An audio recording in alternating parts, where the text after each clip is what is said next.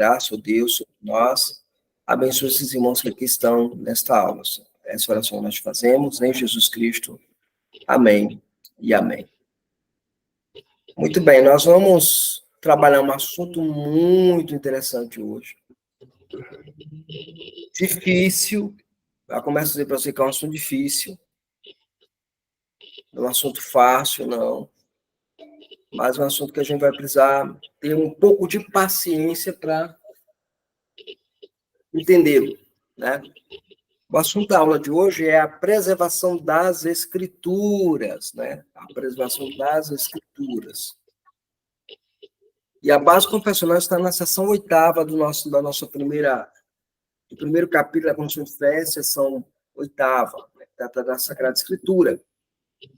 O Velho Testamento em hebraico, língua vulgar do antigo povo de Deus, e o Novo Testamento em grego, a língua mais geralmente conhecida entre as nações no tempo em que ele foi escrito, sendo inspirados imediatamente por Deus e pelo seu singular cuidado e providência, conservados puros em todos os séculos, são por isso autênticos, e assim, em todas as controvérsias religiosas, a igreja deve apelar para eles como um supremo tribunal, mas não sendo essa língua conhecida de todo o povo de Deus, e tem o direito e interesse nas escrituras, que devem, no temor de Deus, lê-las e estudá-las.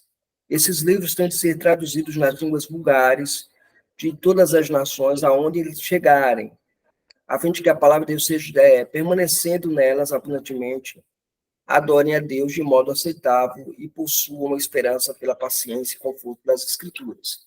Veja, são vários assuntos que essa sessão lida, que ela trabalha. Eu vou pegar apenas a primeira parte e nas aulas seguintes nós vamos debulhar um pouquinho essa sessão. Nós vamos ficar, acho que 2 aulas ainda nessa sessão. Essa terá e talvez terá uma segunda aula para a gente se aprofundar mais nessa sessão, né? Essa sessão nós vamos chegar até o ponto da preservação das escrituras, depois vamos trabalhar a escritura como Supremo Tribunal, isso volta depois na sessão, se não me falha a memória, a sessão 9 ou a sessão 10, vai tratar disso para nós também, e isso será um assunto que nós vamos discutir mais à frente, ok? Muito bem. A doutrina da preservação das escrituras é salutar para a Igreja de Cristo. Consequentemente, uma doutrina que tem apoio na doutrina da providência, né? Então, quando eu falo de preservação, eu estou falando também de providência, né? A providência é uma doutrina que está no campo da chamada soteriologia, mas também ela está ligada à ordem dos decretos, e, nesse caso, também está ligada à bibliologia, ok? Porque a convicção natural dos nossos pais, da Confissão de Fé Westminster, é que a Bíblia, ao longo do tempo, ela foi preservada. A doutrina da providência pode ser definida do modo como segue, que é providência. A palavra portuguesa providência vem do latim providentia, e a palavra prover do latim providere. Etimologicamente, a palavra providência significa primeiro ver antes, ou ver de antemão. Então, o que é providência? É ver antes. Providência seria uma ideia da ideia de prognoses, né? De ver antecipadamente, de olhar antecipadamente, né?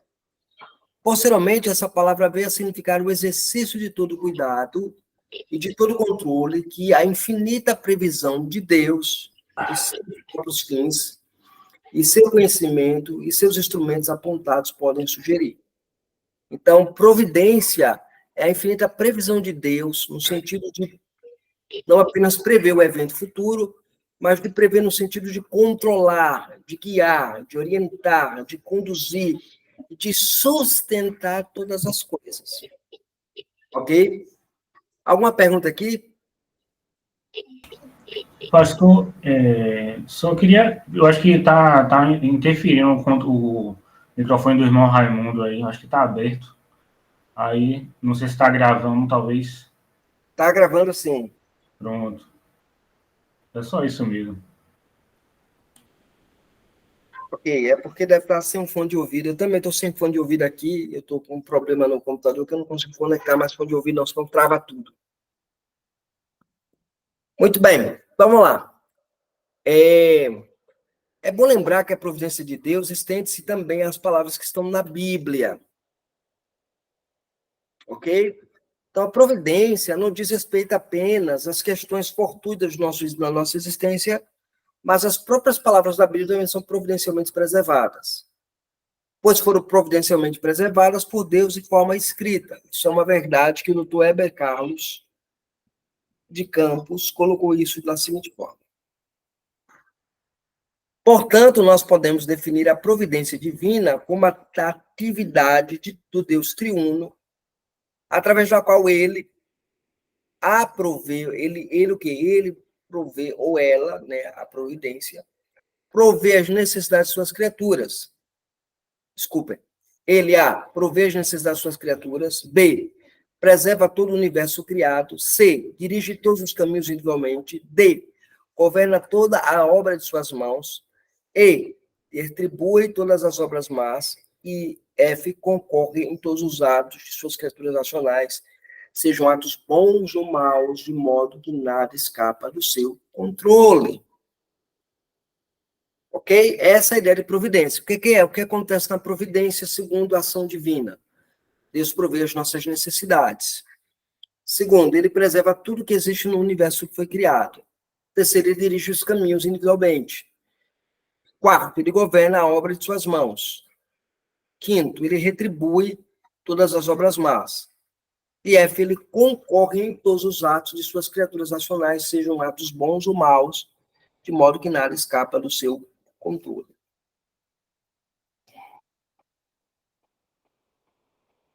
Alguma pergunta aqui?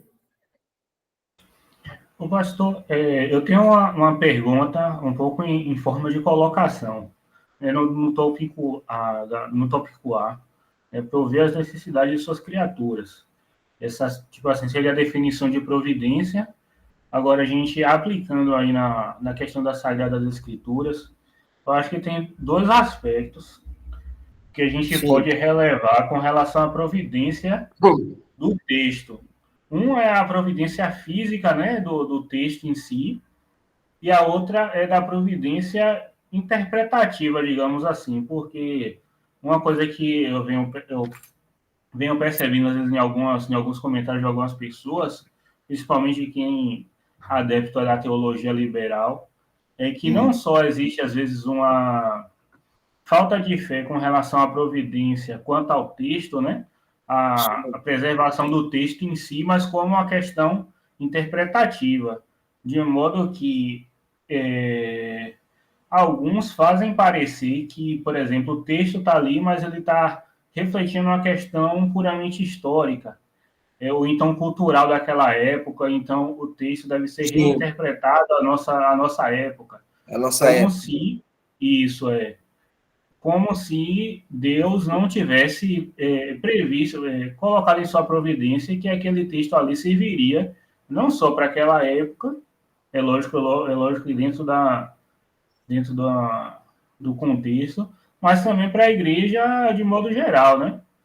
Então, tem alguns pontos assim que às vezes a gente vê que algumas pessoas querem fazer uma releitura do texto ou deixar de fazer valer certas leis de Deus que são definidas nas Escrituras, tentando enquadrar na cultura atual, né? Sim. Isso, no meu ponto de vista, é uma falta, às vezes, uma falta desse conceito aí de providência nesse ponto de vista aí.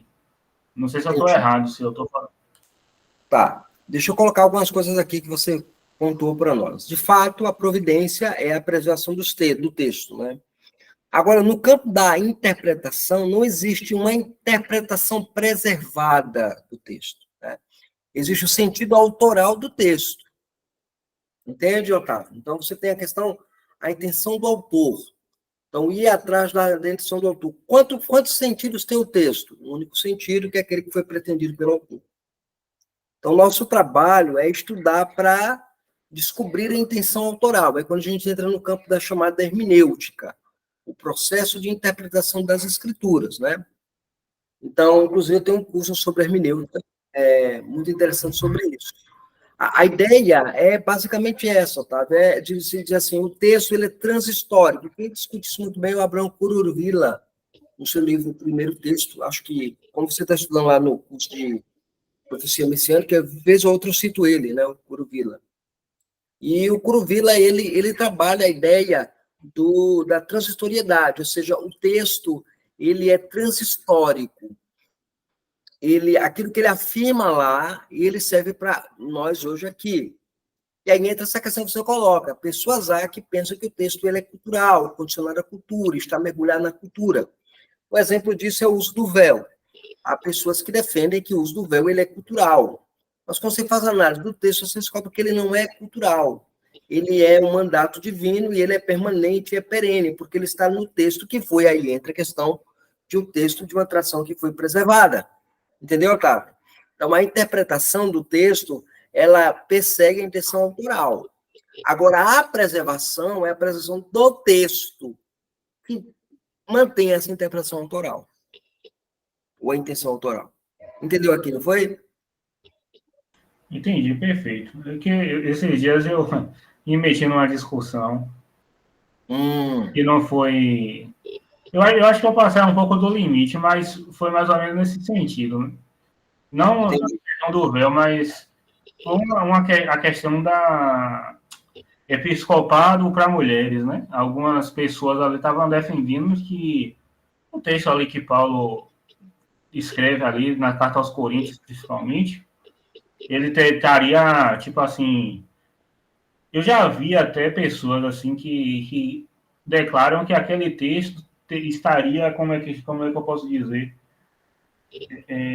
resguardando devido ao machismo da época e tal, e que hoje em dia a gente já não precisava mais tratar daquela forma, só que não, isso aí é liberalismo, isso é liberalismo dentro do texto, né? Interpretação isso. liberal. Interpretação liberal no texto, né? Aí, a intenção autoral ela é preservada. Isso é isso. você entender por que ela é preservada, porque o texto é preservado. Agora, o processo interpretativo que me leva à intenção autoral precisa ser feito. Uhum. Isso só pode ser descoberto pelo método histórico-gramatical, né? Lembra lá o Walter Kaiser no seu livro o nome do livro, rapaz, Pregando e Ensinando a partir do Antigo Testamento. Uhum. Aí eu mencionei isso porque, além da questão física do texto, no meu ponto de vista, a providência também enquadraria a questão interpretativa, o que o texto, o sentido do texto em si. É o sentido autoral, né? Tem o sentido autoral, exatamente. É o sentido, a intenção do autor é preservada. Isso. Se o texto é preservado, a intenção também é preservada. Uhum. Pastor Raimundo, alguma colocação? Não, pastor, tudo certo. Ok? Vamos seguir aqui. Então, vamos lá. Definindo a doutrina. Posso definir essa doutrina como sendo o ensino de que cada palavra do Antigo e do Novo Testamento fora preservada por Deus ao longo dos séculos, de sorte que no que diz respeito à vida, fé e salvação, está claramente e incorruptivelmente registrado nas Escrituras. Mateus capítulo 5, versículo 18. Alguém tem um texto bíblico aí para ler para nós? Mateus 5, 18.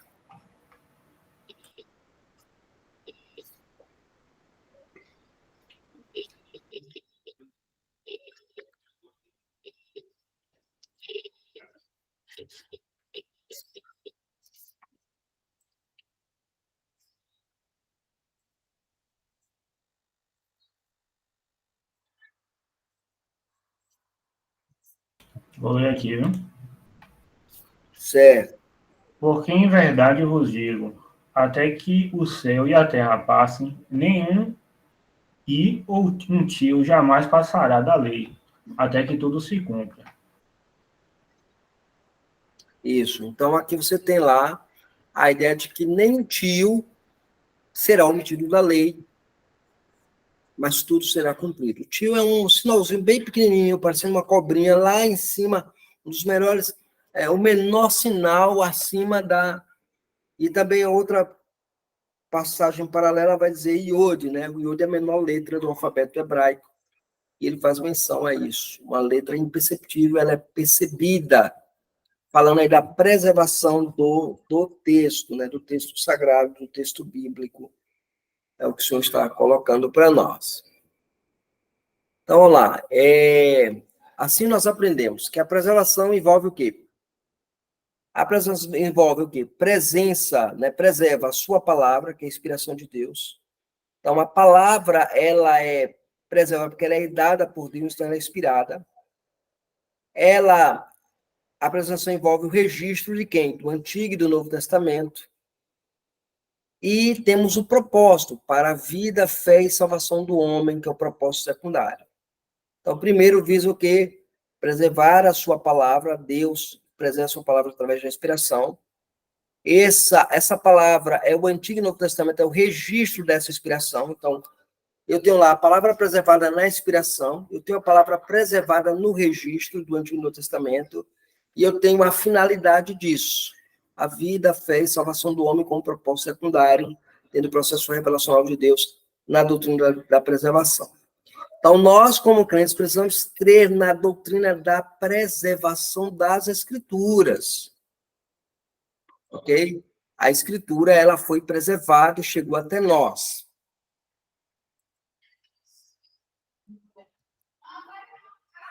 A preservação, ela é incorruptível. Ou seja, aqui existe um alerta para nós, quando diz lá que foi preservado de maneira incorruptível.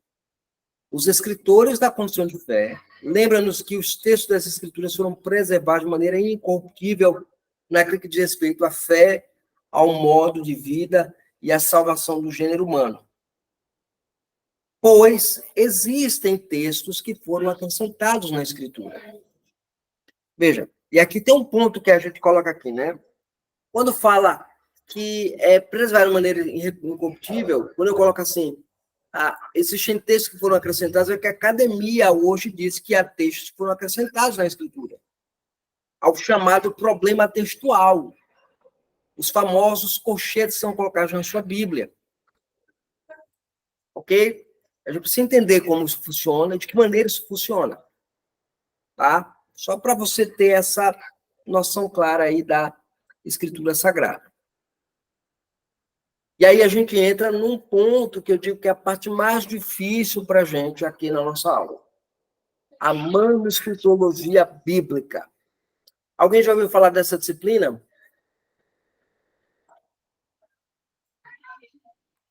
Eu não conheço. Já, pastor. Pastor Raimundo já, né? O irmão Otávio não, né?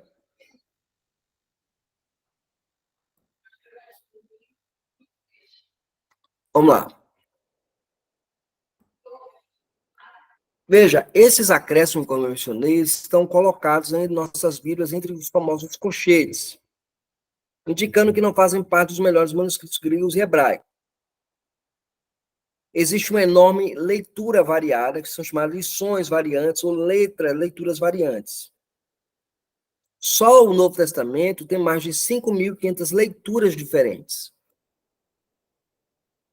Entendeu? No texto original, você tem vários manuscritos espalhados e coletados. Já ultrapassou esse volume, esse número já ultrapassou, né? Então, aí eu estou colocando 5.500 leituras diferentes. Pode alguém levantar a mão? Não sei se você já ouviu falar, pastor, na Almeida, de acordo com os melhores textos do grego e hebraico. Almeida Corrigida Fiel. Almeida Corrigida Fiel. Não, da imprensa bíblica brasileira. Ela foi lançada em 1981. Sim, sei qual é a versão.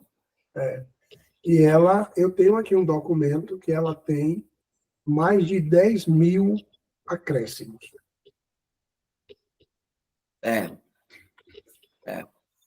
E é da imprensa bíblica brasileira. É. Ocorre que eu tinha uma certa algeriza pela Sociedade Bíblica do Brasil. E eu tinha uma certa simpatia pela imprensa bíblica brasileira.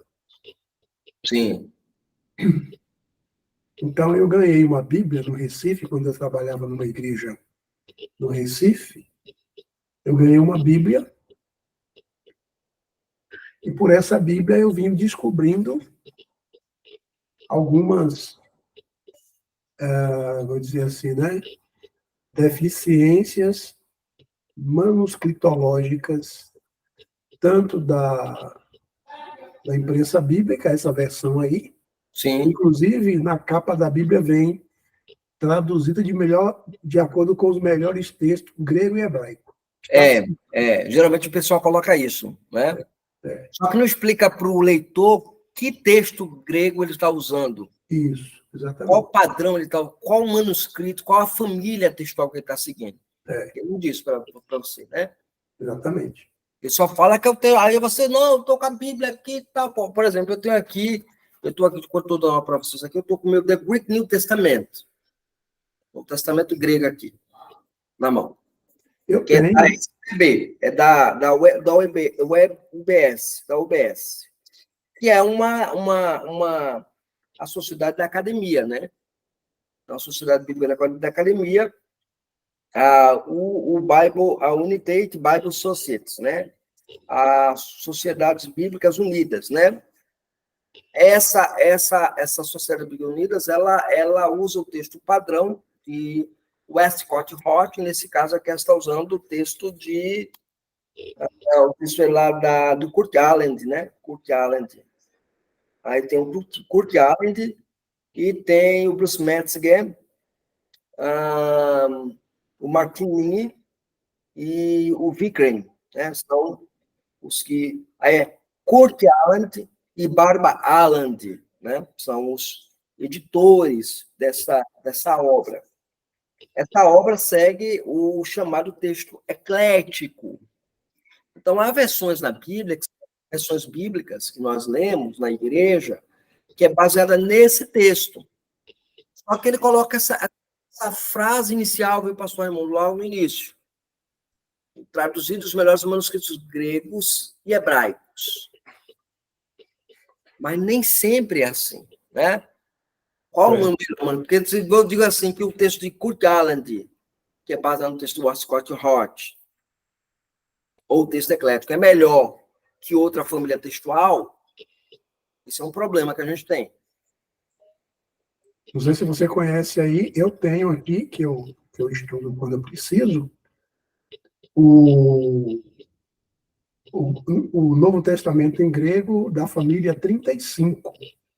Sim, do William Bracken, né? Isso. Eu tenho aqui.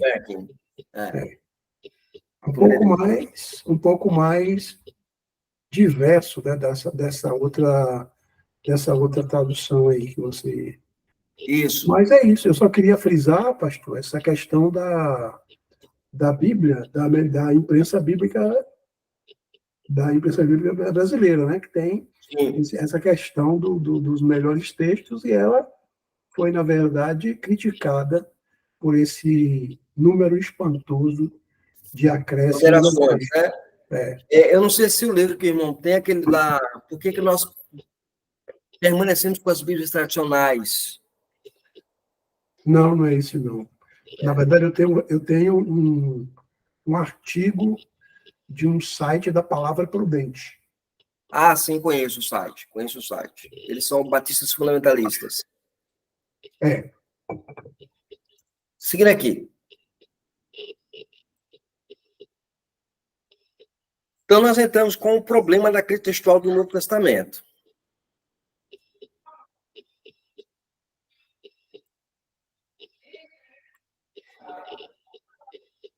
Então, primeiro, para eu entender as diferenças que há nas versões, nas traduções, eu preciso entender que existem escolas textuais.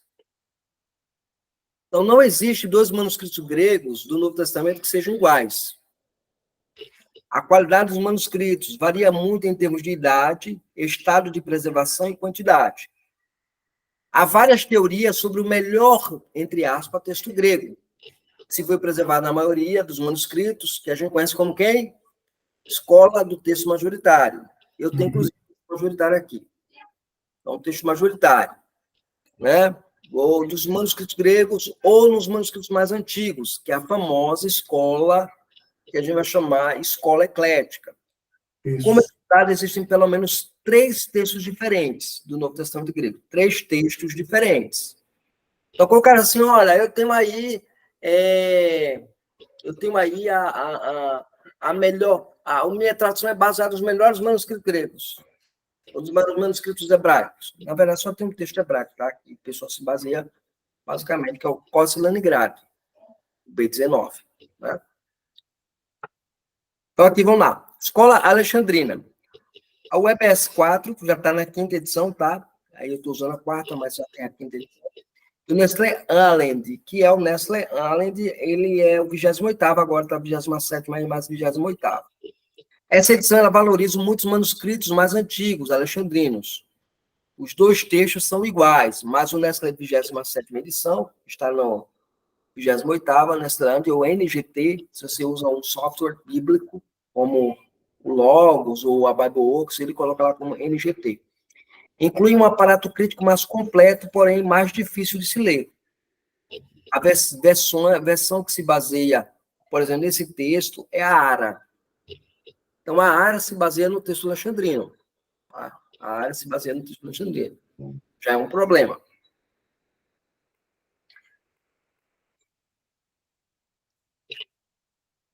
O outro texto é o texto chamado texto majoritário de Zane Hodges, que é o texto que eu tenho aqui. Esse texto é uma nova tentativa de isolar o texto original, baseado na teoria de que o texto foi preservado na maioria dos manuscritos, e não necessariamente nos manuscritos mais antigos. Inclui um aparato crítico, em termos gerais, a nova versão internacional, NVI, reflete um pouco essa teoria textual, embora a NVI esteja mais inclinado para o texto anterior que eu mencionei, o texto da UBS, o texto mais eclético. Texto mais eclético, né? Ele está mais criado mais ao texto eclético, embora ele faça uso também do texto majoritário com também maior frequência. É interessante como a NVI ela consegue... Aliás, o texto da NVI é um texto gostoso de ler.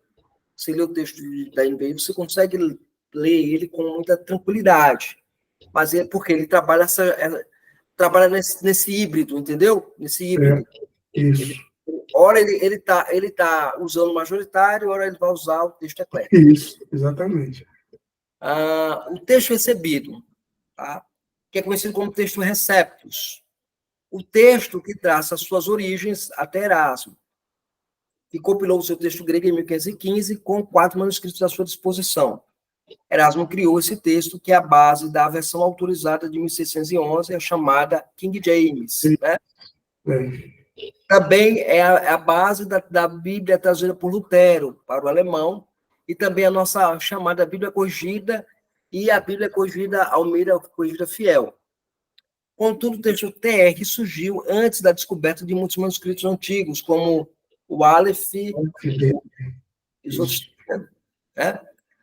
Essa ideia, ela é uma ideia já, digamos assim, da academia. Só representantes colocam para nós. A família 35, que é o texto que o pastor tem aí, ela é mais inclinada ao texto recebido. Tá inclinada. Isso, exatamente. Então, ela segue a tradição do texto recebido junto com a tradição bizantina. Isso. Então, você tem a tradição bizantina e o texto recebido caminhando na família 35. Né? Embora a família 35 ela seja uma tradição muito boa, ela dialoga pouco com o majoritário. Por quê? Porque o majoritário ele prioriza os textos gregos. A família bizantina não. A família bizantina ela vai trabalhar a tradição bizantina, o artigo 35, texto 35, né? Texto do manuscrito 35, e também o texto recebido, ele vai trabalhar com todos os manuscritos disponíveis, seja as versões, sejam os textos gregos, sejam os unciais, sejam os cursivos. Unciais, só para explicar aqui para vocês, é porque o texto grego ele foi escrito tudo maiúsculo, né? Um colado com o outro, basicamente, né? E aí, com o tempo, se desenvolveu a escrita cursiva, né? Por isso que o grego parece com o nosso português, se desenvolveu a escrita cursiva. Então, é essa a ideia. Então, você vai ter lá a família 35, que é nada mais nada menos que um espelhamento do texto recebido. Ok? Um pouco mais melhor, mas é o espelhamento do texto recebido. Alguma colocação, alguma pergunta, gente? Não, pastor, é isso mesmo aí. Ok, Otávio, tá entendendo aqui? Otávio tá voando. Mas estou entendendo, assim. Está sendo uma coisa nova para mim, na realidade. Ok. Muito bem. Tem mais alguém na sala, gente? Ou só tem vocês dois? Pelo que eu estou vendo aqui, só nós três mesmo, pastor. Ok. Contando com o senhor. Muito bem. Ok, qual é o propósito da crítica textual? Vamos lá. O propósito da crítica textual é determinar com maior exatidão possível o texto grego, que será a base da tradução e da pesquisa. Ou seja, qual texto minha tradução está usando e qual texto eu posso fazer a minha pesquisa para o meu sermão, para o meu estudo e tal, para determinar o texto que, de fato, reproduz a revelação de Deus. E aí consiste em constatar as diferenças entre os diversos manuscritos que contêm cópias do texto da exegese.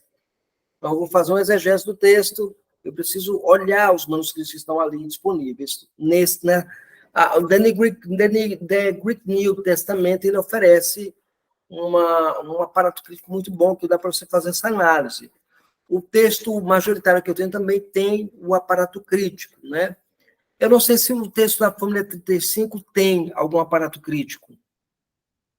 Eu não tenho o texto 35, eu conheço as obras do Perkins, eu tenho inclusive aquele de lá, qual a identidade do texto do Novo Testamento, eu tenho esse livro dele, onde ele defende a família 35, mas eu não sei se ele coloca algum aparato crítico lá, eu não conheço. Não coloca, não.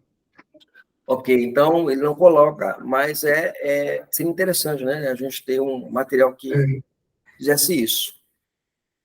Avaliar qual das variantes poderia corresponder com maior probabilidade ao texto originalmente escrito pelo autor bíblico. Só para deixar vocês claro, eu sigo a tradição do texto recebido. Para mim, o texto recebido é a expressão da palavra de Deus. Isso, eu também. Ok? Eu também. Uma palavra aí, perdão. Pois não. Assim, eu gosto inclusive, eu tenho uma versão aqui da ACF, né? Sim. Ocorre que aqui na igreja se adotou a ARA. A ARA foi adotada aqui, inclusive, a gente lê o texto na liturgia, a leitura sequenciada que a gente faz 2 leituras. Então, para todo mundo ler igual, aí foi adotada a ARA. E eu lendo a ARA, eu estava lendo aqui, não sei se foi Deuteronômio ou se foi no livro de Juízes, eu estava iniciando aqui, e a ARA traz a palavra, é um desses textos, não me lembro qual é, a palavra felicidade. Você imagina, né? Felicidade. Quando você vai para o texto, eu vou para a Septuaginta, não há a palavra felicidade. Quando você chega na versão Receptus, então a palavra felicidade ela não existe também na tradução da CF. Sim.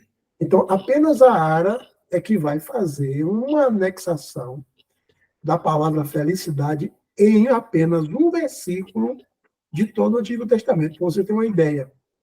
Em apenas um versículo. Sim, sim. Imagina, né? Então, a ARA, viu, pastor Raimundo? A ARA ela é a versão oficial da IPB. Entendeu? Aqui a gente usa a ARA também. Eu prego usando a ARA, muitas vezes Hoje eu estou mais pregando usando a CF, né? Ou uma versão baseada no texto recebido, né? Eu geralmente faço isso. Porque você consegue pregar melhor usando um texto da Corrigida Fiel ou texto, por exemplo, eu tenho aqui a versão da Reina Valera. Ah, você tem aí? Eu tenho a Reina Valera. Eu queria essa versão, viu? Procurar lá comprar. Eu tenho a Reina Valera em português e tenho.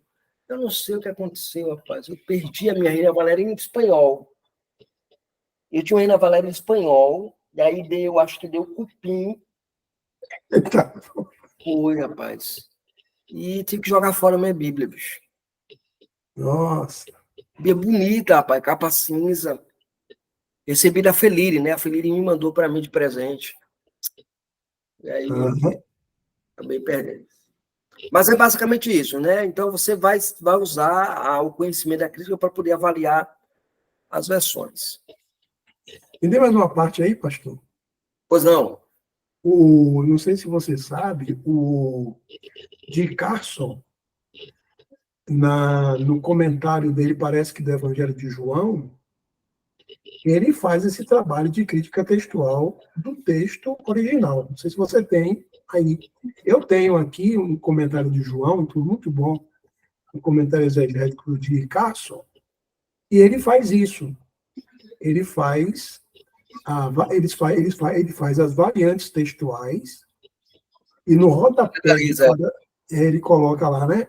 É interessante. Sim. Eu gosto dele por causa disso. Ele é muito erudito nessa questão da língua, né? Sim, sim. Eu gosto disso dele. Ele é muito por causa disso. Eu gosto dele. Estudo muito ele assim. Aqui o processo da crítica textual. Vamos ver como se dá. Aí, para não se assustem, né? Especialmente o Otávio, não se assuste.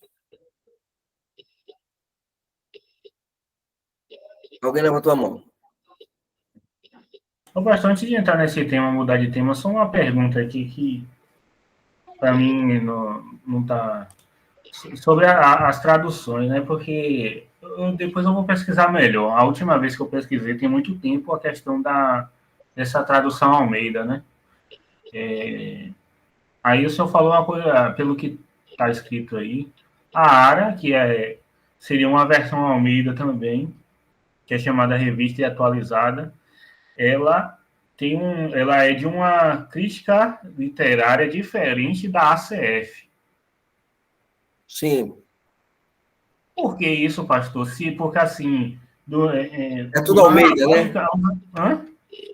É tudo Almeida, né?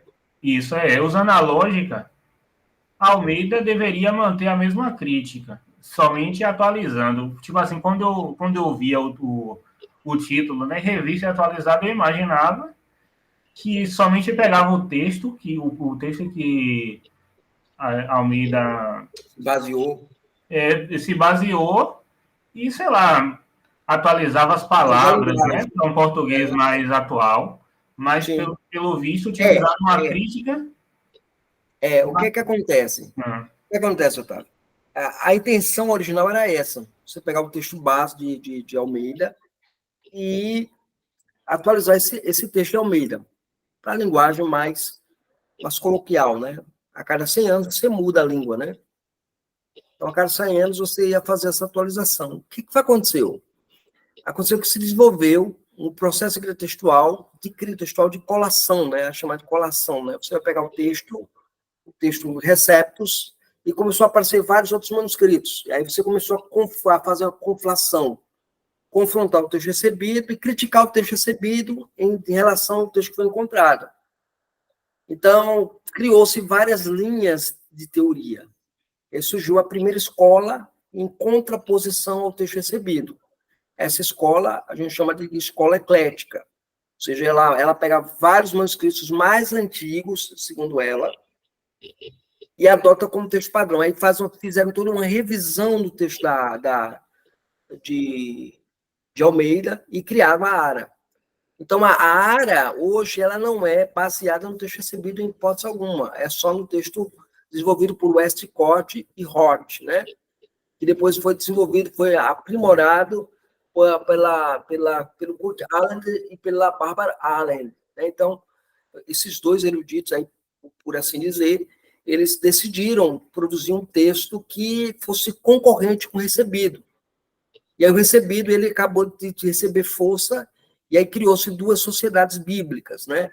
A Sociedade Bíblica que você conhece, a SBB, a Sociedade Bíblica Brasileira, e depois se concorrendo com a SBT, né? Que é a Sociedade Bíblica Trinitariana, que é a que segue o texto recebido. Então, por isso que aconteceu essa migração de versão. Só que hoje a coisa ficou tão estranha, que o pessoal achou na liberdade de mudar demais o texto. Aí criaram a NAA, né? Só que a NAA não pegou bem, porque a NAA, o pessoal começou a mexer tanto no texto de Almeida, que acabaram fazendo Almeida dizer o que Almeida não disse. Entendeu? Por exemplo, a Febe, a irmã Febe, que serve em Roma, né? Sincreia. Febe, a diaconisa. Em Sincreia. Em Sicreia, desculpa. Em Sincreia. Sicreia. Serve lá em Sicreia, né? Então, Febe, que serve lá em Sicreia. Traduzindo, Febe, a diaconisa lá em Sicreia. Assim é? Tá assim, na NA, né? Então, É mesmo? é a nova Almeida atualizada, né? A nova Almeida. Então, não pegou bem. Não pegou bem. Eu tenho ela aqui na... Eu tenho ela digital aqui. Eu tenho a digital. A NA, né? A NA, né? A NA. Agora, veja, o pastor que é... Posso falar agora? Pode sim. O pastor que defende a NAA no Brasil, inclusive ele prega no púlpito com esta versão, ele pregou mostrando que não há o texto bíblico de 1 Timóteo 3, a partir do versículo 8, entre o versículo 8 e o versículo 11, tem ali um anacoluto, portanto, fica insustentável você dizer que o ofício de diaconisa era um ofício da Igreja do Novo Testamento. Ele diz isso claramente num dos sermões dele. Ele usa a NAA e a NAA vai dizer que Febe era diaconisa. Eu não entendi nada. Mas o mais impressionante é ele atacar o texto bíblico. Rapaz! Né? Dizer que aquele texto não está lá. Entendeu? Isso, para mim, já é um absurdo. Então, é importante a gente colocar isso aqui. Deu para entender, não foi, Otávio? Deu para entender, pastor. O que me incomodou não, o que eu achei estranho foi mais que, no meu ponto de vista, parece um pouco incoerente você utilizar o título, né, da Almeida, sendo que foi utilizado o texto base diferente. Uma crítica textual diferente. Então, no meu ponto de vista, deveria mudar de nome, né? Sim. Pelo menos para poder ser mais coerente com... Eu concordo. Se Almeida soubesse que estão fazendo com o texto dele aqui, né? Pois é. Loucura. Aqui. O processo da crítica. Agora vamos compreender como se dá o processo, né? Como se processa o estudo da crítica textual do Novo Testamento. Vamos conhecer e entender o aparato crítico. Então, Otávio, para você que nunca viu um texto grego na sua vida, vou lhe apresentar agora. Há pelo menos 4 teorias principais na disciplina da crítica textual. Primeiro, o que é que ele vai procurar? A prioridade do manuscrito, né? Da maioria dos manuscritos, evidência externa. A prioridade dos manuscritos mais antigos, evidência externa. A prioridade da evidência interna, fatores de transmissão, tendência dos escribas. E quarto, a perspectiva eclética, reconhece todos os fatores acima como válidos para se chegar ao texto original. Esta tem sido a metodologia considerada nesta matéria. Então, eu tenho que pegar a maioria dos manuscritos e ver a evidência externa que trouxeram esses manuscritos aí à existência. A prioridade dos manuscritos mais antigos, ou seja, os manuscritos antigos são prioritários. Isso é a academia que propõe, tá? Prioridade da evidência interna, fatores de transmissão e tendência dos escribas. Perspectiva eclética, vai reconhecer todos os fatores. Conhecendo o aparato crítico do Novo Testamento. Para um bom procedimento exegético, faz-se necessário um conhecimento basilar de como trabalhar com o aparato crítico das edições acadêmicas, dos textos sagrados. Tanto do Antigo Testamento, a gente usa a Bíblia Hebraica Estudo Cartência, bem como no Novo Testamento, a gente usa The Greek New Testament. O The Greek New Testament é o padrão, é o texto mais simples do que aquela 27ª e 28ª do Nestlé Allen, né? Ok? Percebe-se-á que existem certos procedimentos para avaliação do aparato crítico e a sua decodificação. Como avaliar um aparato crítico? Quando se usa uma edição crítica do Novo Testamento, de imediato nota-se que no texto grego tem uma nota de rodapé e abaixo existe uma gama de informações. Essas informações começam da seguinte maneira. Primeiro, aí tem a nota lá, aí tem a chave, letra A, indica o grau de certeza, assegurando que o texto é certo, ou seja, essa é a leitura verdadeira. O A maiúsculo dentro do conjunto das chaves é chamado de grau de certeza, A, B, C, D, A, B, C e D. Veja, o B indica que o texto é quase certo, o C indica que o texto é difícil de ser estabelecido, e o D indica que o termo raramente é usado, bem improvável de pertencer ao texto original. Esse é o critério que a academia usa para você avaliar o texto grego, que você é a base da sua tradução. Conhecendo agora o aparato crítico. Mateus 6,13. Alguém lê aí Mateus 6,13?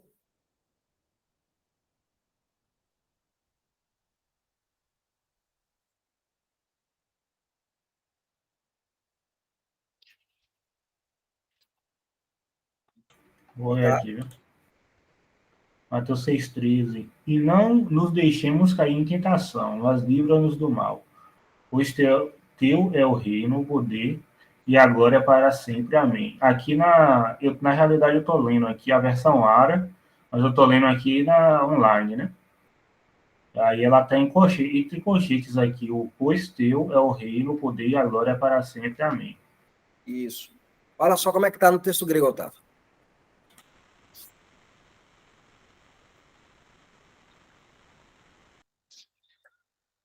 Versículo 13 aqui, ó.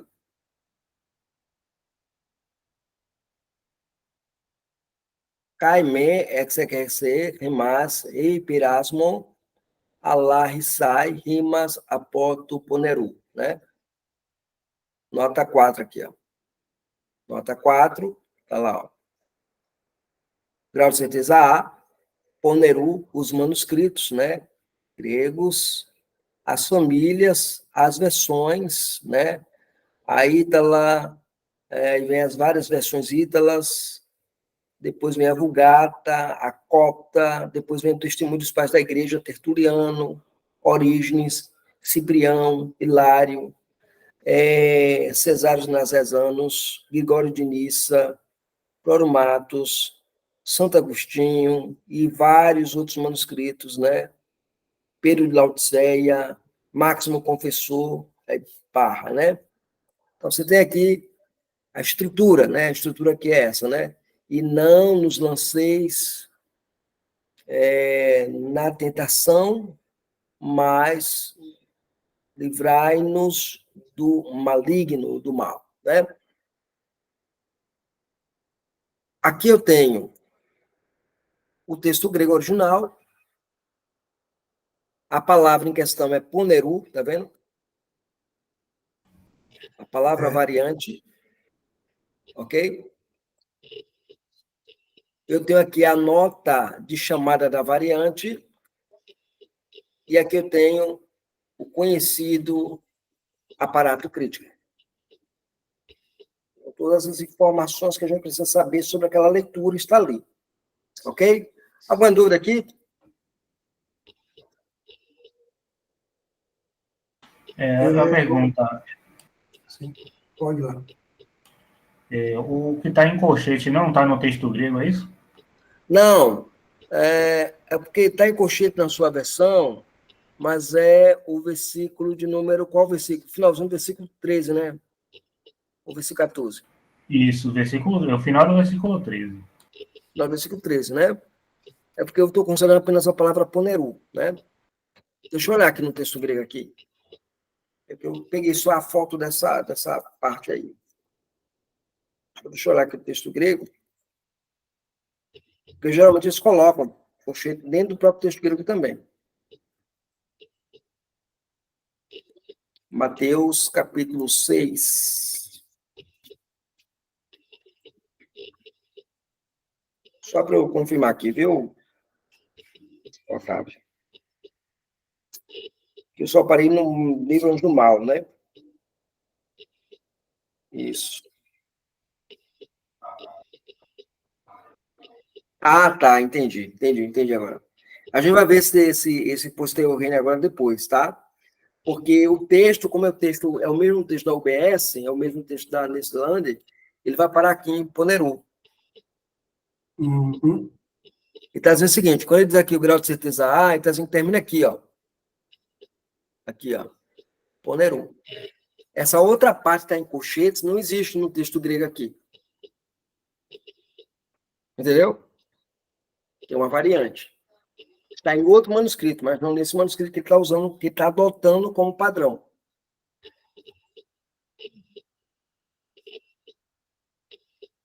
Cesáreos. Depois de entender como se procede na avaliação de uma variante textual, faz-se a repetição completa da variante e veja o exemplo. Agora está aqui o exemplo em português, tá?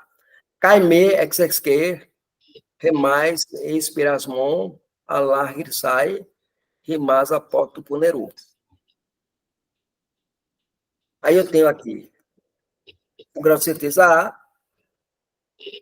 a palavra puneru, que é a leitura que é repetida pela comissão, o grau de certeza.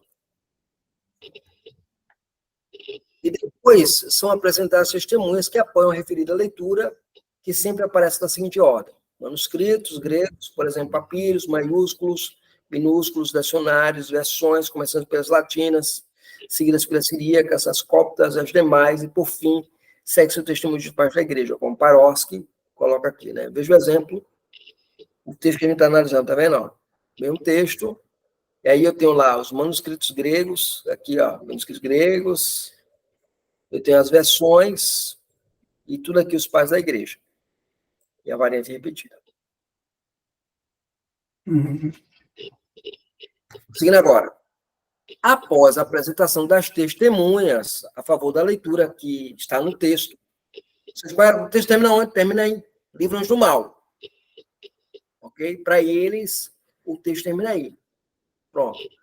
Depois que você apresenta as testemunhas em favor do término em mal, né, Livros do Mal, uma nova variante divergente do texto é adotada, inicia-se uma nova variante do texto adotado. Então, tem lá, ó, aí terminou aqui, ó. Terminou aqui, tá vendo? Ó? Com Cirilo de Jerusalém. Jerusalém. Aí eu tenho aqui um paper, que essa barra aqui dupla, e tem lá, entra a frase que está na nossa versão, ó.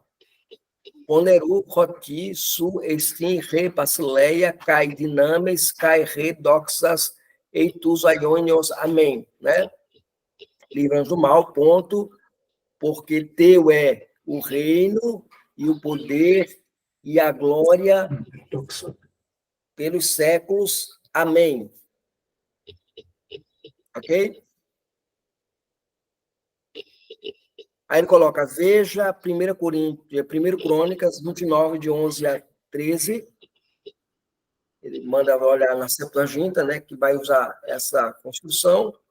Depois eu tenho os outros manuscritos aqui, ó, tudinho colocado aqui. Aí ele coloca assim, abre o parênteses, tá vendo? Ó? Indica que o manuscrito 418 diz doxas tu, patros, kai, tu, riu, kai, tu, hagiu, pneumatos és, né? Então, glória, termina lá. Pois teu é o reino, o poder e a glória, né? Do mal, né? Aí, isso, glória do Pai, aí a do Filho e a do Espírito Santo. Ou seja, glória ao Pai, ao Filho e ao Espírito Santo. Ok? Porque tem o és aqui, é para, né? Então, Glória ao Pai, ao Filho e ao Espírito Santo. Né? Depois tem uma porrada de manuscritos novamente colocados aqui, ó. Eles que o manuscrito 248 aqui, ó. Coloca lá, aionios, né? Tom, amém, né? Séculos dos séculos, amém. Então, pelos séculos dos séculos, amém. Depois ele coloca a leitura bizantina, ó. Leitura bizantina, as versões ítalas, né? Omitem a palavra amém, né? Depois ele coloca lá a siríaca novamente, a copta, e vai por da Armênia, de Adseron, a Constituição Apostólica de Crisóstomo, pronto, testemunha da maneira como está ali, né? Pois teu é o reino, o poder e a glória pelos séculos dos séculos, amém. Né? Muito bem. Outro paper. Aí o outro paper coloca outra construção, Otávio, tá vendo? Poneru, roti, su, estin, redinames, estu, aionios, tom, aionion, né? E aí ele coloca assim, né? Seria assim, do mal, pois teu é o poder, né? És tu os aionios pelos séculos, tom aionios dos séculos. E só uma versão tem essa leitura. Ok? Depois tem o paper lá, uma outra leitura aparece, um outro manuscrito com outra leitura, dizendo o seguinte: Poneru, rotisu, estin redinames, kai redoxa, estu aionios, amém. E aí que interessante, ó. Poneru, do mal, pois teu é o poder e a glória pelos séculos, amém. A copta, tá vendo? E também faz aqui, né? A diraquê omite a palavra amém. O diraquê omite a palavra amém. Outra leitura agora, outro manuscrito, com outra leitura, coloca lá. Poneru, roti, su, estim, rei, basileia, cai, redoxas, estu, aionios, amém, né? Então, do mal, pois teu é o reino e a glória para pelos séculos, amém. A versão siríaca corrigida coloca lá essa versão, né? Ou essa leitura. Deixa eu voltar aqui. Ok, terminando aqui, ó. Poneru, su estin rei basileias, tu patros, tu riu, cai tu radio pneumatos, estu aionias. Amém. Apenas esse manuscrito coloca, né? Então, Poneru, do mal, pois teu é o reino, né? Pois teu é o reino. Pois teu é o reino do Pai, do Filho, do Espírito Santo, pelos séculos. Amém. Ok? Deu para entender aqui, Otávio, pastor Raimundo, alguma colocação? Não, tá bem. Já estou um pouco familiarizado, então foi de escorregadeira. Otávio, ficou difícil para você, Otávio? Não, eu tenho uma pergunta somente com relação que o primeiro texto que o senhor mostrou era um texto em grego que ele não tinha aí a parte, porque dele é o reino e tal. E ele, pelo menos no slide do senhor, foi demonstrado como texto original.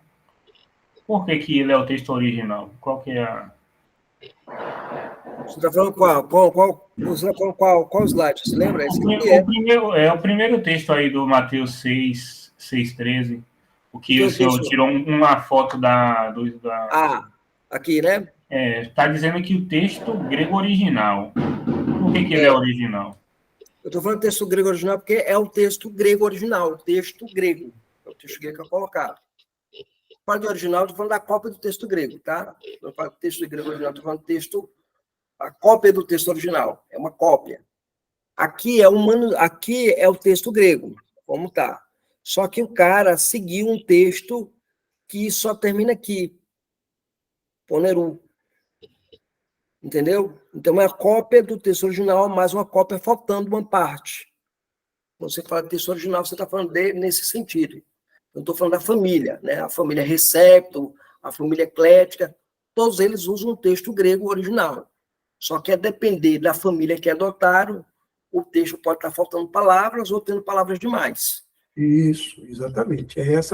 Para mim, era essa a questão dele aí, pastor. Porque assim, ó, a gente que faz exegese, quando você vai analisar os textos, suas Sim. variantes, aí eu não sei qual é o seu critério de dizer qual é a família, ou qual é o texto, aí, e qual família ele pertence que você vai usar na sua exegese. Isso, Né? exato. Isso aí já é outra questão, né? Isso é outra discussão. Aqui eu só estou apresentando como funciona o processo na academia. Exatamente. Eu acho que o problema do Otávio é esse aí. Ele quer saber exatamente por que esse texto é um texto e outro texto falando a mesma coisa é outro texto. E não os textos são todos iguais. Né? Ele quer saber isso. Então, olha lá, você tem aqui o texto, esse texto aqui, ele segue o texto eclético. O padrão dele é o texto eclético. Como é que a gente sabe que é o texto eclético? Porque ele terminou aqui, ó. O Neru, ele desconsidera as outras leituras, porque ele diz que a leitura verdadeira é essa, ó, o grau A aqui. Então, eles consideram tudo isso aqui, ó. Todos os testemunhos que a gente acabou de ler agora, eles consideram. Ou seja, tem uma coisa muito errada aqui no que eles estão fazendo. Uhum. Uma coisa muito errada, né? Porque eles assim, não, o texto termina em ponerou. Peraí, mas por que tem uma porrada de manuscrito de outros textos? E termina em outra O palavra. mesmo texto, ele termina com amém. E não com ponerou. Isso. Entendeu aqui, Otávio? Porque aqui, ó, aqui é a leitura que está no texto que eu tenho aqui. O texto grego está aqui, assim, ó. Só que a Ara, o que foi que a Ara fez? A Ara que você acabou de ler. A Ara percebeu o problema. O que foi que ela fez? Pegou uma parte do texto recebido e colocou lá, que é a parte que termina lá, pois teu é o reino, o poder e a glória para sempre. Amém. Ela jogou lá, porque ela percebeu que a tradução recebida, a antiga a RC traz o texto dessa maneira. E o povo brasileiro sabe que o texto termina com pois teu o reino, o poder e a glória, amém. Não é porque eles acreditam que isso pertence ao original, mas porque eles sabem que a população evangélica, que crê que a Bíblia é inspirada, inerrante, acredita que essa parte está no texto original. Eles foram e colocaram. Mas não é porque eles são bonzinhos ou porque eles acreditam que o texto, essa parte é original. Não, tanto é que eles colocaram colchete. Olha, isso não está mais na família, não pertence ao texto, os melhores manuscritos gregos os melhores manuscritos gregos. Tá. A gente não quer saber os melhores manuscritos, a gente quer saber qual texto vocês estão adotando. Vocês sabem que o texto que está adotando é o texto eclético. Ou texto crítico, né? Como a gente chama, texto crítico. O cara está adotando o texto crítico, que corta a Bíblia todinha. Picotagem da Bíblia todinha. Entendeu? E, pastor? Oi. Aí, se você vai lá na CF, você vai ter um texto assim, terminando em amém. Exato. Exato. Ô, pastor, só uma colocação, acho que... Porque eu acho que eu me confundi por causa do termo que colocou ali no slide. Sim, eu usei o termo original. Ele está falando um texto grego original. Isso. Então, dá a impressão de que esse é o texto padrão, esse é o texto correto, original, e que as variações, a outra variação, né, que está no texto na ARA e que está na ACF, ela não estaria dentro do texto original. Aí acho que um ponto de atenção, acho que talvez valha a pena, se o senhor passar essa aula em outra turma, colocar que o senhor está dando um exemplo, entendeu? Isso, estou dando exemplo do texto original. Ali é o texto original. Pastor, de novo. Pode falar, pastor irmão. Quando você chega na ARA, aí você vai ver Pois teu é o reino, o poder e a glória para sempre. Amém. Entre colchetes. Isso, Viu a diferença entre a ARA e a ACF? isso, A mesma expressão na ACF está sem colchetes. Se isso. chega na ARA, está em colchetes. Dizendo que pertence ao texto original adotado pela versão. Exatamente. Né? Isso é importante. Aqui, ó. Aqui, você vê que tem tanto testemunho, aqui, ó, tanto testemunho aqui, ó, aqui, ó. Pois teu é o reino, Isso. o poder e a glória pelos séculos. Amém. É por isso que conhecer o aparato textual crítico é importante, né? Exato, exato. Tem gente que não gosta, viu, pastor Raimundo? Né? Não, Não gosta. Eu sou apaixonado por essa disciplina. Acho que a eu disciplina, também. Eu gosto né? Bastante. Não é à toa que eu dou aula dela, eu ensino ela nos seminários. Então, você tem essa questão aqui, ó. Você está aqui, beleza, terminou aqui, amém. Ó, que coisa interessante, né? Aí você tem outro testemunho lá, ó, dizendo a mesma coisa. Ó. Isso. Só que agora acrescentando a palavra patros, aqui, ó. Pois a doxa do Pai, do Filho e do Espírito Santo, né? Para o Espírito Santo, né? Depois ele coloca lá, repete lá, ó. Pelos séculos dos séculos, amém.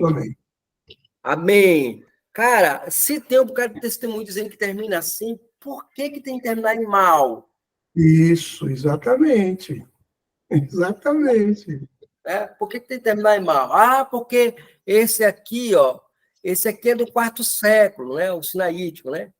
O sinaítico é do 4º século. Tá, beleza, tranquilo, valeu, bacana. Mas quando eu vou para cá, ó, o que eu encontro aqui, bicho? Um monte de testemunhos, né? Um monte de testemunho, né? Você tem um testemunho, inclusive versões, cara. Versões, cadê? Cadê a versão? Aqui, a siríaca, 3º século. Siríaca, 3º século. Tá vendo? Ó, a siríaca termina aqui, ó. A siríaca corrigida aqui, ó. Coloca a palavra amém lá, ó. Isso. No final, aí embaixo. Exato, né? Olha lá, amém lá, tá vendo? Então, quer dizer, não, porque é uma versão. Tá, cara, é uma versão, mas ela está reproduzindo um texto.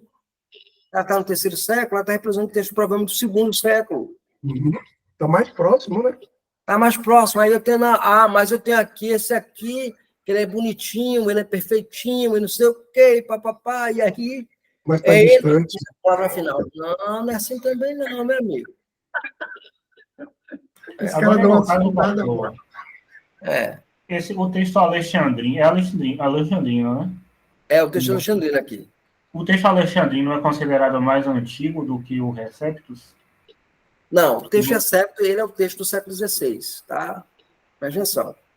O texto Receptus é a Bíblia toda em grego, produzida, editada por Erasmo. Erasmo pegou os manuscritos que tinha disponível e formou o seu Novo Testamento grego. A parte de manuscrito que ele tinha, né? E aí, o que vai acontecer? Aí surgem outras, como era copiado, né, por audição, à mão, então, o que aconteceu? Foi se introduzindo alguns erros copistas, né?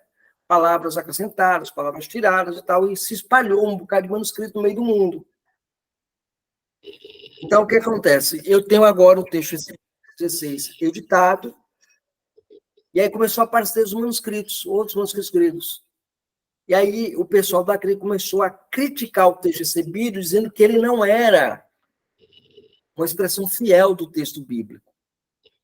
E aí criou-se o chamado texto eclético. Entendeu? Só que o texto recebido durou quanto tempo na mão nossa como texto recebido? 19 séculos, praticamente. Entendeu? Só no século XIX que começa a questionar a autoridade do texto recebido. Exatamente. Então, assim... Aí, quando eu falo aqui, ó, quando eu falo aqui, Otávio, isso aqui, ó, Ponero, é um manuscrito. O que é um manuscrito? É uma folha. É um texto escrito, é uma folha. eu tenho uma folha daquele capítulo lá escrito e termina com essa expressão aqui, ó. Mas aí o texto alexandrino, um manuscrito alexandrino, ou seja, uma folha alexandrina, termina aqui, em Poneru. Entendeu agora? E por que, tá? Assim, se eu pudesse trazer a opinião, né? Por que eles preferem o texto alexandrino? Por que eles consideram o texto alexandrino Tá, eles mais consideram o texto forte? alexandrino. Primeiro, porque eles datam ele do quarto século. Lembra lá, ele é um manuscrito grego do quarto século. Então, eu não tenho um manuscrito na família recebida, ou bizantina, grego, diretamente do quarto século, mas eu vou ter versões, como a ítala, a siríaca, a copta, a armênia. Essas versões antigas são versões, ou seja, é quando você traduziu o texto grego para aquela língua. E lá você vai ter uma reprodução do texto grego expandida. Entendeu aqui, Otávio? Só que como é uma Entendi. versão, aí diz, não, é uma versão, não serve. É tipo assim, eu tenho um Porsche, né? E tenho um Fusca. Mas o Porsche, ele é mais novo, mais bonito e tal, o Fusca não. O Fusca é uma versão de um carro antigo. Não serve para nada. Serve porque eu posso andar com ele. Ele me diz alguma coisa, ele me conta a história de como o carro foi feito. A mesma coisa acontece com o texto. Eu tenho um texto grego do quarto século, no caso, eu tenho aí um manuscrito do quarto século, e tenho uma versão do terceiro. Qual é a lógica? Se eu tenho uma versão do terceiro século que diz que o texto não termina em Poneru, mas termina com amém, então qual é a dedução? É que antes da versão vem o quê? Antes você tem uma tradução em português, vem primeiro o quê? O texto grego. Quem veio primeiro? O texto grego. Quem veio depois? O português. Se eu tenho uma versão aqui que é do terceiro século e diz que esse texto ele é expandido, termina em amém, a dedução lógica é que essa versão ela só pode ser produzida por um manuscrito grego anterior ao terceiro século. Isso. Seria o segundo século ou o primeiro século. Isso. Perfeitamente aí. Perfeitamente. O texto original mais antigo sempre é a maior referência para o texto traduzido. Exato. Se o texto está traduzido lá no terceiro século, mas eu não encontrei mais nenhum manuscrito ali que fale que o texto é expandido. Beleza, você não encontrou um manuscrito grego. Beleza, tranquilo. Mas você encontrou uma versão do terceiro século. Isso, exatamente. Você encontrou uma tradução do terceiro século que diz que aquele texto é expandido. É por isso que tem Então, essa... existiu um texto grego anterior para aquela versão surgir. É questão só de lógica. É por isso que tem essa imensidão de testemunho, né, pastor? Exato, por isso que tem essa imensidão de testemunho. Então, você vai ter lá as versões, tantas versões, você vai ter textos gregos posteriores que vão aparecer, entendeu? Então, isso é muito natural. O problema é que você quer preconceito, o cara tem preconceito com o texto recebido. Isso. Né? O preconceito dele é o texto recebido. O texto recebido foi escrito por Erasmo. Eram quatro folhinhas. Mentira. Isso. Mentira. Os caras eram quatro folhinhas, né? Eram Mentira, quatro folhinhas. E era assim, era em latim. Aí ele foi lá e inverteu para o grego. É mentira descabida, né? É tudo mentira. Os caras inventam história. Os caras inventam história para desacreditar o texto recebido. Entendeu aqui, Otávio? Agora eu entendi completamente aqui qualquer questão. Eu tenho uma curiosidade, se eu pode falar depois, se o tempo... Eu tenho uma curiosidade com aquela Bíblia de Jerusalém, que os católicos falam lá, se ela... Não sei se o senhor já teve contato com essa tradução. Uma versão, em termos de tradução, é uma versão boa para você ler. Né? Agora, em termos de texto mesmo, segue o texto eclético. Ela segue o texto eclético. É. Então, ela seria uma espécie de NVI dos católicos. Uma NVI dos católicos, Entendi. Pronto. Uma NVI, uma ARA, Entendeu? Basicamente isso. Vamos seguir aqui. Então, vamos lá. No procedimento exegético, faz necessário a exegese escolher qual variante textual julga melhor representar o autógrafo. O autógrafo, viu, é o texto que saiu da mão do autor original. Ou seja, é a primeira carta de Paulo, escrita a Coríntios. Então, quando eu faço exegese, quando eu vou preparar a escritura para tentar chegar perto desse autógrafo, nas cópias que tem. Então, o critério da evidência externa, a que serão sumarizadas as evidências externas para a escolha de uma leitura divergente do texto grego. Os critérios baseados na evidência externa avaliam, sobretudo, a quantidade a geográfica desses manuscritos, o tipo de texto ao qual pertence e a sua datação. É o Wegener, no seu livro sobre metodologia de exegese. Esses são os critérios, são os seguintes. Manuscritos mais antigos devem ser preferidos, incluindo as versões. Aqui, ó, esse critério aqui é interessante. Por quê? Porque diz que eu devo excluir, avaliar os manuscritos mais antigos. Mas eu não posso excluir as versões. Na prática, não acontece isso. Na prática, o cara fica com os mais antigos versão... e ignora as versões. É. Entendeu? Na prática. Mas é para fazer isso aqui.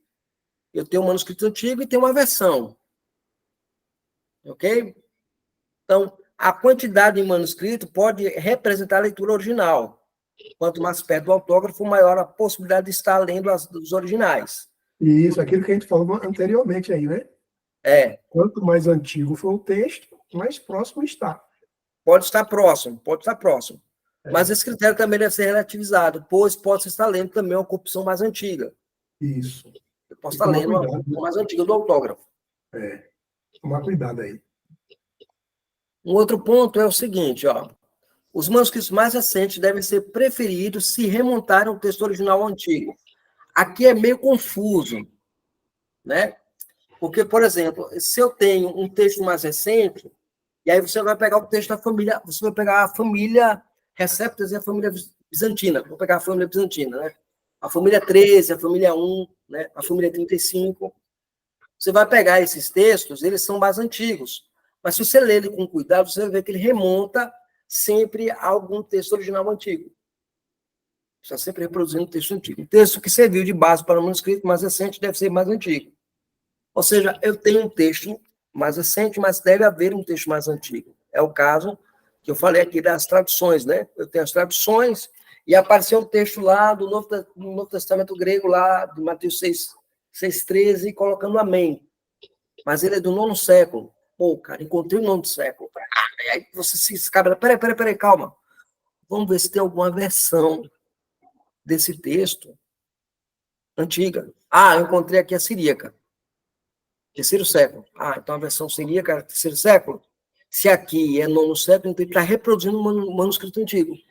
Uhum. O critério é esse, ok? Exatamente. Devem preferir os manuscritos que tem a... Tá gostando, né, pastor Raimundo? Beleza, tá belezinha aí. Ok, tá aqui falando comigo aí. É. Eu dou de pau nos caras. Eu dou de pau nos caras, e os caras não só fazem isso aí, não, pastor. É. Não, é porque, assim, essa disciplina, é difícil ter gente que seja bom nela. É difícil. Ok, deve-se preferir os manuscritos que têm melhor qualidade. Aqui é o critério usado pela academia, tá? Esse critério elimina a ideia de que a quantidade de manuscritos deve servir de base para estabelecer a leitura adotada. Ou seja, a qualidade importa o que é a quantidade. Aí, por isso que o pessoal rejeita o texto majoritário. Isso. Né? Aqui é o seguinte, ó. A qualidade do manuscrito é que deve ser levada em consideração. Entretanto, o meu alerta aqui, tal critério é tendencioso a fazer o quê? Ignorar a importância dos testemunhas. Foi o que eu falei agora sobre o texto sinaítico lá, né? Isso. O texto sinaítico e o Vaticano, né? O Aleph e o B lá, né? Isso. O Vaticano. Ah, eles são de 4 séculos. Mas aqui, não, esse aqui tem um número grande de testemunhos. Não, desses fora. Sabe? É como se um maior não fosse importante. Quando a Bíblia diz que tem que ter uma, ou duas ou três testemunhas, o cara, não, só tem um aqui, tá bom. Nossa! Então, isso não pode, isso é tendencioso, entendeu? Esse critério aqui é tendencioso. Ô, pastor, deixa eu fazer uma pergunta para você. Pois Eu não. não sei se você considera a questão do achado do manuscrito, né?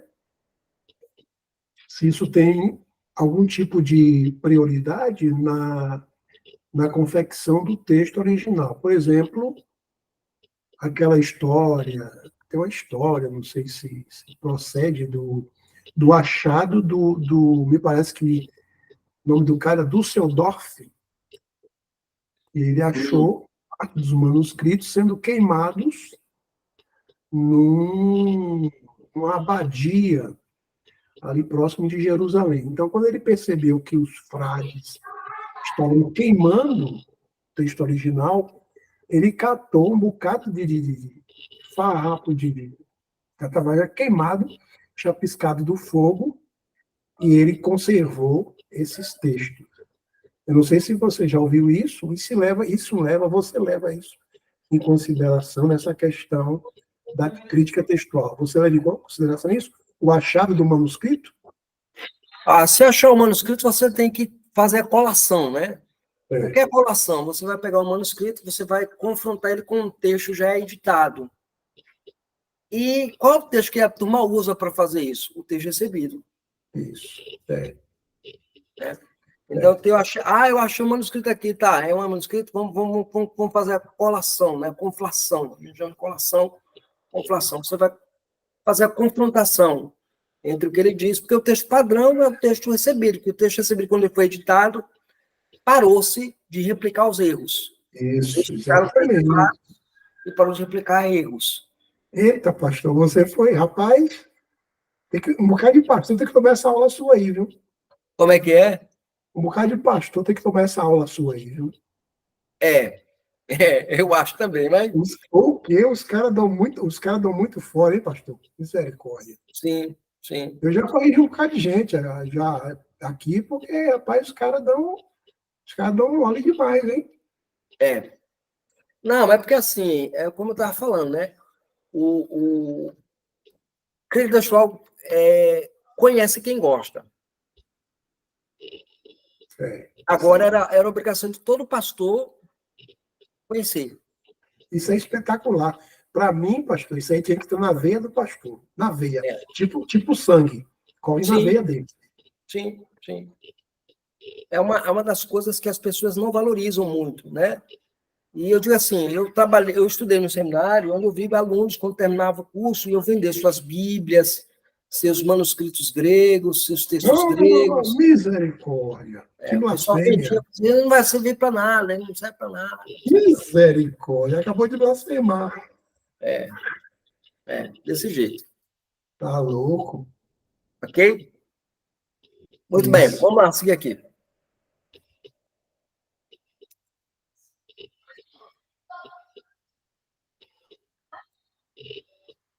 D. Deve-se preferir manuscritos com ampla expansão geográfica nos manuscritos locais. Aqui é terrível, isso aqui é terrível. Os manuscritos escritos pela tradição oriental são preferíveis porque tiveram uma ampla circulação. Enquanto que os que são da tradição ocidental, ou seja, da tradição bizantina, né, são mais geograficamente localizados em áreas isoladas. Mentira, né? Mentira. Não é? Esse critério é marcado por preconceitos, pois admite a predominância de poucos textos sobre outros. Isso. Então, de novo, né? De novo. Eu tenho 4 manuscritos. E eu tenho 10. Eu tenho 4 que diz que é Poneru. Eu tenho 10 que diz que são Amém. Entendeu o problema aqui, né? Os caras dão muita mancada, rapaz. A letra E aí, ó. As variantes que são testemunhadas pelo texto alexandrino, aqui, tá vendo? Devem ser preferidas a qualquer outra tradição, tá? A razão disto é pela suposta neutralidade desse texto. Isso. como a sua brevidade, o que indica que é mais possível que um copista acrescentasse um texto alterando a forma breve do autógrafo. Cara, isso aqui é absurdo, vou explicar por quê, né?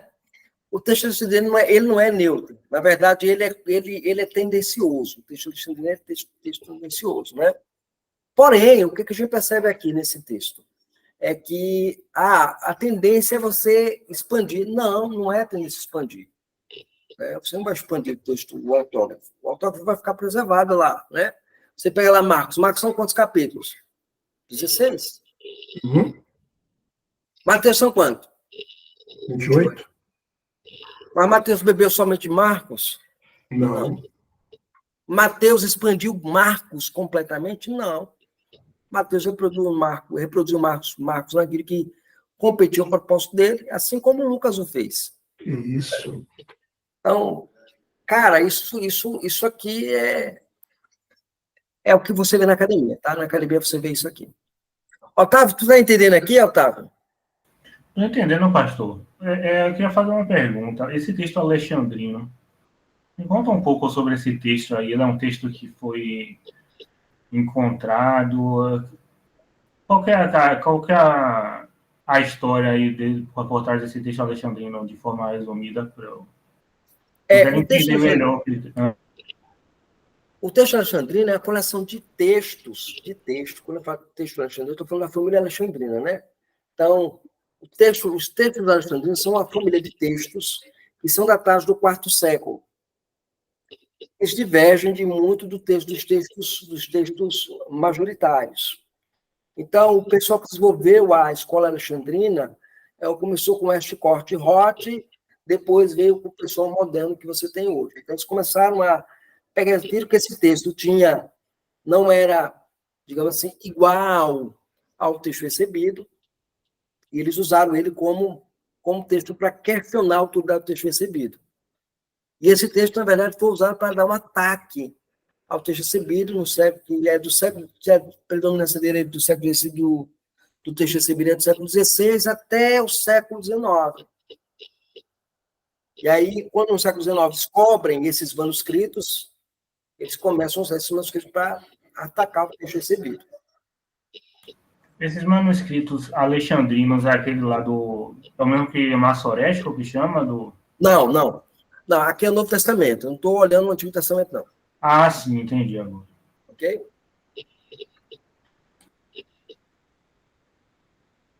Pastor Raimundo, tem alguma coisa a colocar sobre o texto alexandrino? Não, pastor. Eu só observo que o pessoal nunca segue a tendência majoritária, a tendência do Receptus por puro preconceito, né? Sim. E acaba criando uma série de falácias que não condiz com a realidade, entendeu? Aí você fica 19 séculos aproximadamente lendo um texto e quando você vai descobrir aquele texto não tem nada a ver. Não é o texto original. Não tem nada a ver com o texto original. Aí está todo mundo enganado. Na verdade, assim, eu costumo dizer, quando eu estou dando aula de manuscritologia, eu costumo dizer o seguinte, que quem adota o texto alexandrino, ou texto eclético, vou usar o termo que a gente usa, né, o texto eclético, ele não tem nenhuma Bíblia na mão. Ele não tem nenhuma Bíblia na mão. Você percebe tem um texto que pode mudar, ele tem um texto que vive mudando. Isso. Por isso que eu concordo com alguns críticos reformados que vão dizer que o texto eclético é quase uma paráfrase. É uma paráfrase. Aí o cara compra NVI. Que é NVI? NVI é quase uma paráfrase. Observando aí as devidas proporções do que você disse, que eu concordo, que ela faz uma junção, né? Sim. Observando isso aí, tirando isso aí, ela vai ampliar o texto. Se você tirar o texto majoritário de lá, você tem uma paráfrase. É o caso da nova linguagem de tradução de hoje. É uma paráfrase total, porque ela não tem. Ela segue o texto alexandrino do começo ao fim. É o texto eclético do começo ao fim. Exatamente. Aí eu acho, pastor, eu creio, não acho, nem eu creio. Aqui eu vou fazer um adendo aqui, né? concordando com tudo que você disse aí, porque eu também estudo essa área há algum tempo e tal. Em alguma coisa eu posso me salvar, sair do fogo aí. Mas, assim, o crente na igreja, o crente membro da igreja, ele deveria ter o cuidado de, ao comprar uma Bíblia, ele consultar o seu pastor. Sim. Vou perguntar ao meu pastor ali, eu vou comprar uma Bíblia, eu vou perguntar ao meu pastor que versão de Bíblia eu compro. Sim. Tá certo? Porque o pastor, veja bem, um pastor na qualidade do João França. Porque você pega um pastor aí, banda voou, o cara não sabe nada, eu vou mandar você comprar uma coisa qualquer. A mensagem. É comprar a mensagem, meu irmão. Cara, é de matar, é de matar, é de matar. Liga para ele, não faça isso não, pelo amor de Deus.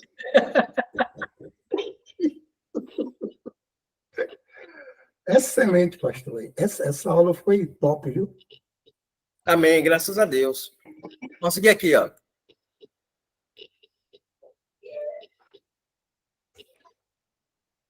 E aí nós temos aí a leitura, as leituras mais rudimentares, né? Evidência interna. As leituras mais rudimentares que as mais aperfeiçoadas em termos estilísticos. Ou seja, aqui as leituras mais difíceis de ler devem ser preferidas. As variantes que melhor refletem características teológicas e estilísticas dos próprios autores da passagem devem ser preferidas. E a variante que consiga explicar a origem das demais leituras, variantes do texto, deve ser preferida. Ok? Isso.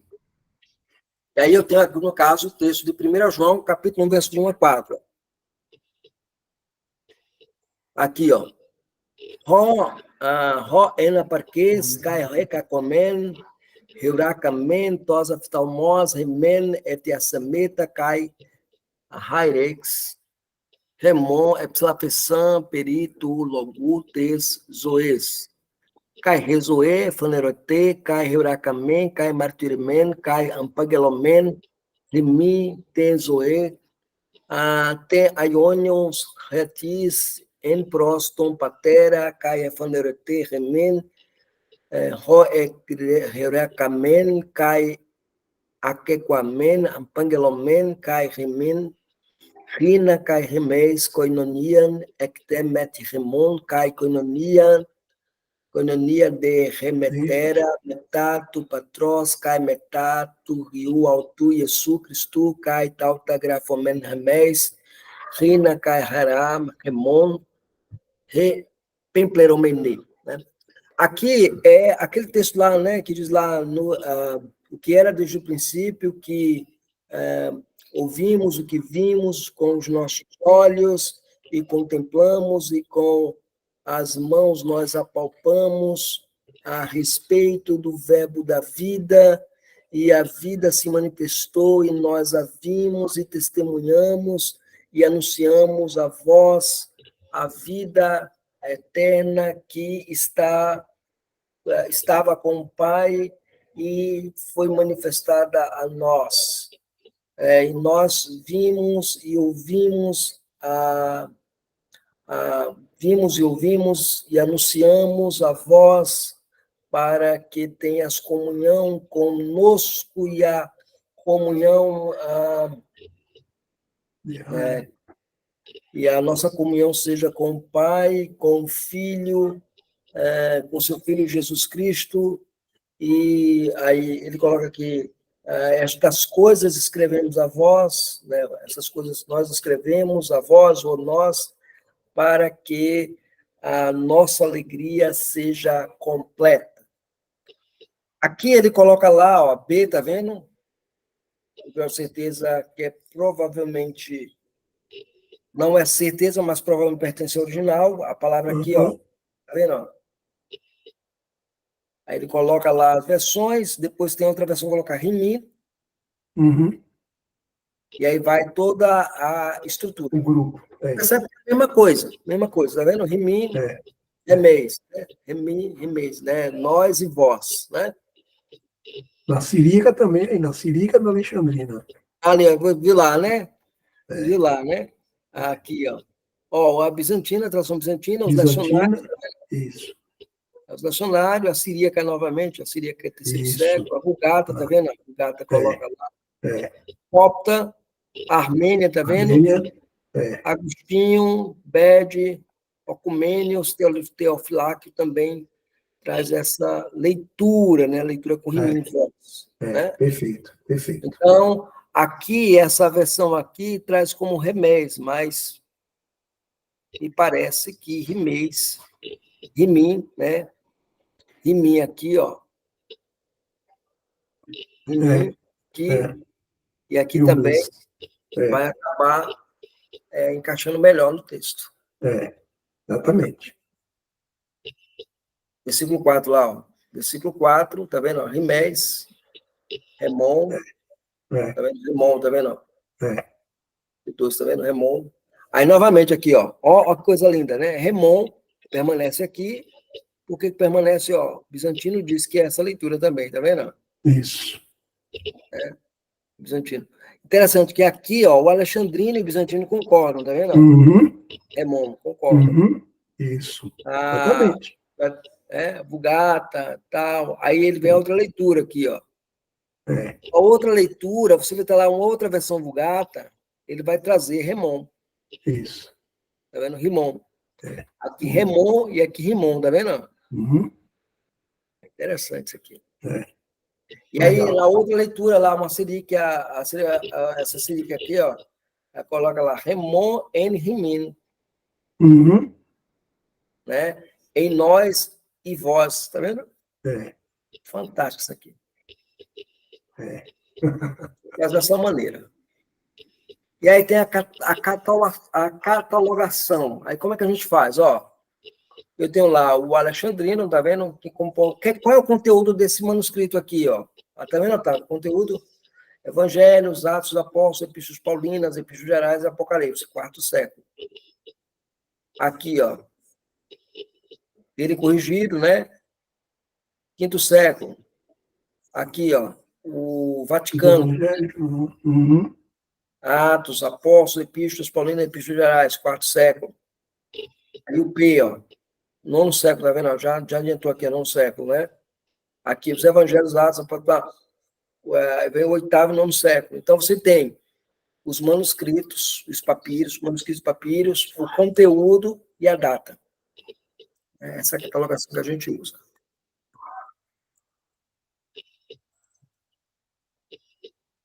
Aqui, é isso. Pronto, já termina aqui. Alguma dúvida aqui, gente? Não, beleza, pastor.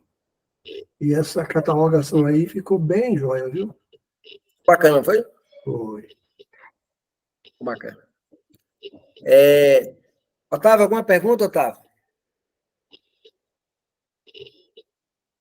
Não, professor, sem perguntas, né? Foi uma aula, conheci muita coisa, muita informação.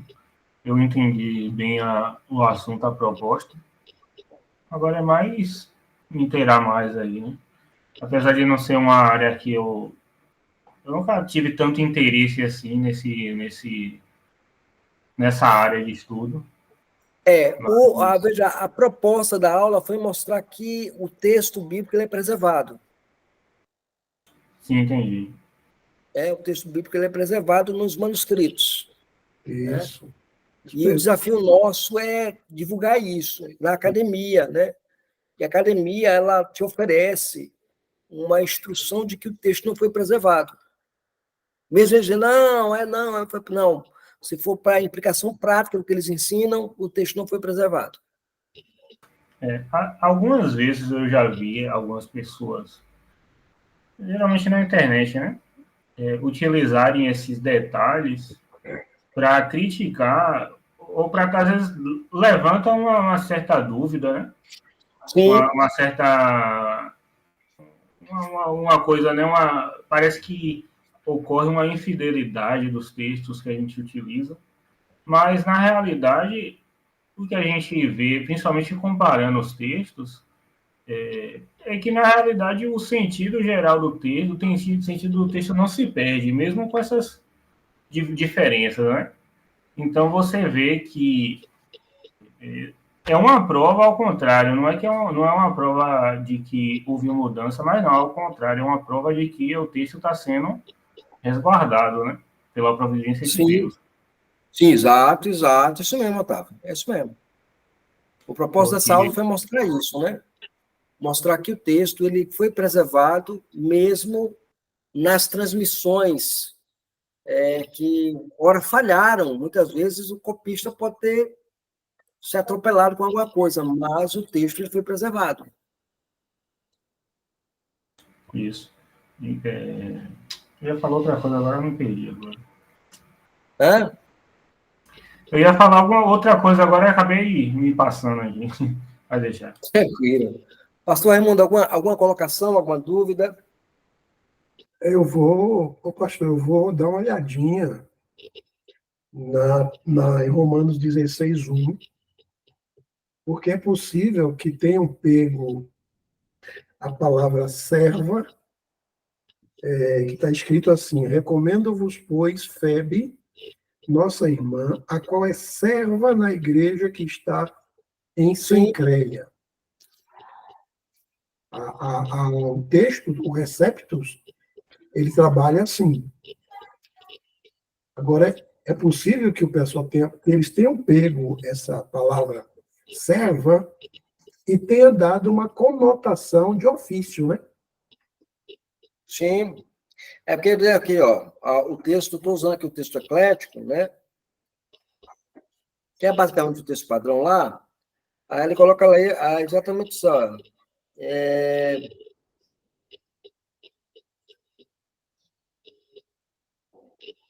Foi bem ter a Delfim Rimon, a nossa irmã, né? Porque a Delfim lá é feminino, né? É. Então, o Sancai diaconon. Isso. Eclésias ente quem creia, né? Quem creia. Então, a palavra diaconon, a que está servindo. Que está servindo. E não é necessariamente diaconisa, né? Não é. Mas está servindo. Então, Tanto é que ele usou lá a forma neutra, né? Sim, isso. Uma neutra Também lá, tem a questão de diaconon, como né? qual é o tempo verbal que está lá. Aqui está na forma neutra.